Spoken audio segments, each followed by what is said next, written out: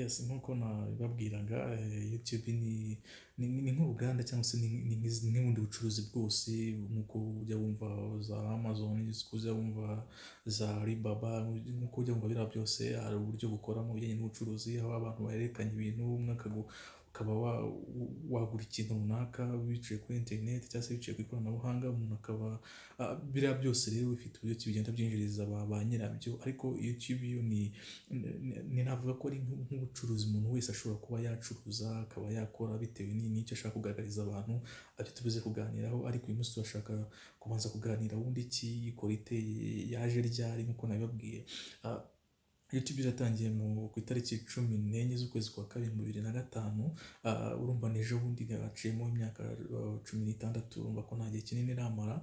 Ikaba yaratangiriye muri United States cyangwa se muri California, itangijwe na abo twita aba founder cyangwa se abantu bayishinze, harimo uwitwa George Karim na Steve Chan na Chad Hurley. Aba bari abagabo batatu bakoraga muri kino kigo cy'ikoranabuhanga cyitwa PayPal. Murakizi wenda abantu benshi bakurikirana ibintu byo ku ma internet cyangwa se ku ikoranabuhanga. Ni ikigo PayPal bijyanye n'ibintu by'amafaranga, kohereza amafaranga nk'uko twumva za Western Union.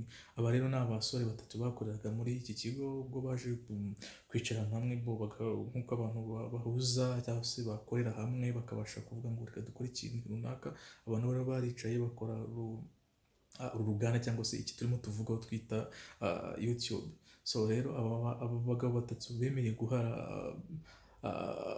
bakoresha ubwenge bwabo cyangwa se bashyizemo imbaraga zabo, babasha guhanga iki kintu twita YouTube.